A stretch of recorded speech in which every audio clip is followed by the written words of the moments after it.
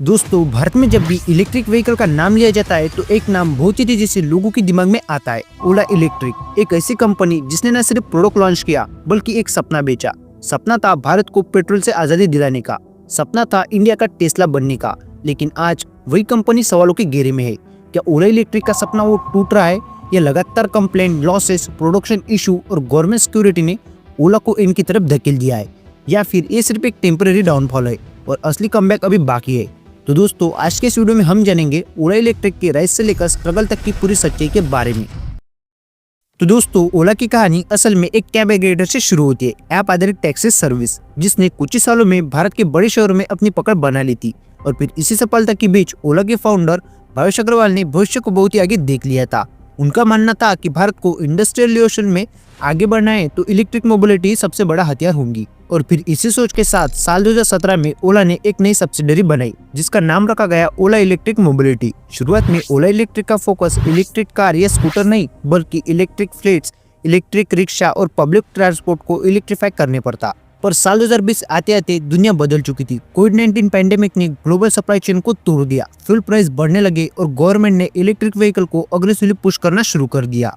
अब भारत सरकार भी सब्सिडीज, फेम स्कीम और पॉलिसी सपोर्ट के जरिए ईवी एडॉप्शन को बढ़ावा देने लगी। इसी माहौल में भावेश अग्रवाल को महसूस हुआ कि अब ओला इलेक्ट्रिक को मास कंज्यूमर मार्केट में भी उतारना चाहिए। यही से ओला इलेक्ट्रिक की सबसे बड़े दाव की तैयारी शुरू हुई और फिर ओला S1 को लॉन्च किया गया। ओला S1 का लॉन्च किसी त्योहार से कम नहीं था। लाइव इवेंट, बड़ी बड़ी स्क्रीन, सोशल मीडिया पर ट्रेंड्स और लाखों की प्री बुकिंग, इन सब ने ओला की हाइप को नेक्स्ट लेवल पर कर दिया था। और ओला ने भी दावा किया कि उसने भारत में ईवी को मेनस्ट्रीम बना दिया है। इन्फ्लुएंसर, टेक यूट्यूबर और मीडिया सब ओला की तारीफ कर रहे थे। और ओला इलेक्ट्रिक ने डायरेक्ट टू कंज्यूमर मॉडल अपनाया जिसमें स्कूटर ऑनलाइन ऑर्डर होता था और घर पर ही डिलीवरी का वादा किया गया। यह अप्रोच ट्रेडिशनल डीलर के खिलाफ था और शुरू में लोगों को काफी मॉडर्न और कन्वेंट लगा। और फिर इसी दौरान ओला ने तमिलनाडु में अपनी फ्यूचर फैक्ट्री का ऐलान किया। इसे दुनिया की सबसे बड़ी टू व्हीलर ईवी फैक्ट्री भी बताया गया। दावा किया गया कि ये पूरी तरह से ऑटोमेट होंगी, रोबोट काम करेंगे और फैक्ट्री में इंसानी दखल कम होंगी। सुनने में ये सब भविष्य जैसा लग रहा था, लेकिन हकीकत थोड़ी अलग थी।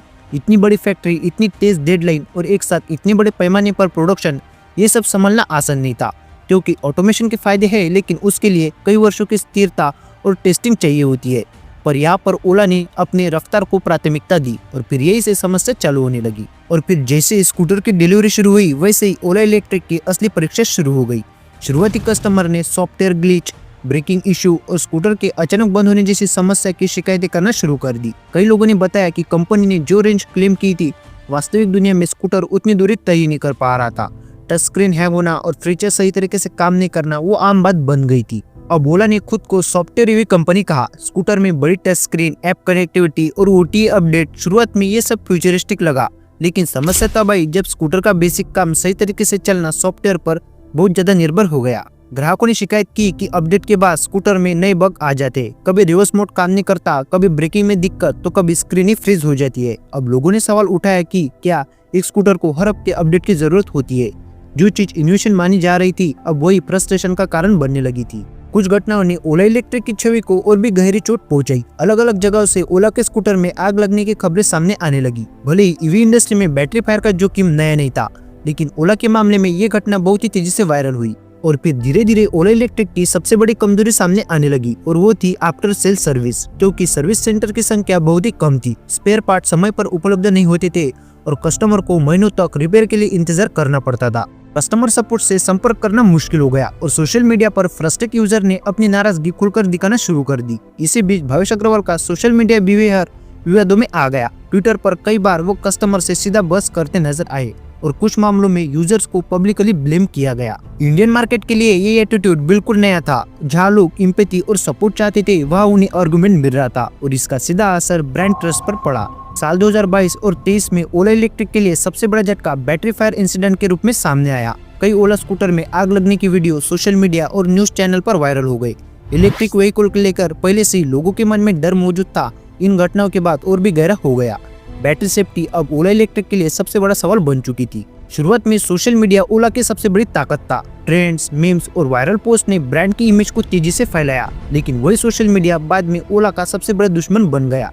क्योंकि आग की घटनाएं, नकारात्मक अनुभव और सर्विस से जुड़ी शिकायतें भी वायरल होने लगी। मीम कल्चर ने ओला का मजाक उड़ाना शुरू कर दिया। जिससे ब्रांड की इमेज पर इसका गहरा असर पड़ा। अब नए ग्राहक डरने लगे और पुराने ग्राहक नाराज होने लगे थे, और जहां ओला शोर मचा रहा था वही दूसरे प्लेयर चुपचाप मार्केट जमा रहे थे, क्योंकि बाकी की टू व्हीलर कंपनियां जिनका सर्विस नेटवर्क पहले से ही सालों पुराना था, वो अब धीरे धीरे ईवी में भरोसा बना रहे थे। उनकी रणनीति अलग थी, कम वादे थे, अच्छा प्रोडक्ट था और बेहतर सर्विस थी। और अब ग्राहक भी समझने लगे कि सिर्फ फीचर ही काफी नहीं है, बल्कि भरोसेमंद सर्विस और अच्छा प्रोडक्ट भी जरूरी होता है। और फिर यही से ओला की कमजोरी और कॉम्पिटिटर की ताकत साफ दिखने लगी। ईवी स्टार्टअप में पैसा जलना आम बात है, लेकिन हर कंपनी के पास अनंत पूंजी नहीं होती। ओला ने भारी मार्केटिंग खर्च किया, डिस्काउंट दिए और तेजी से स्केल करने की कोशिश की, लेकिन मार्जिन कम थे और लागत ज्यादा थी।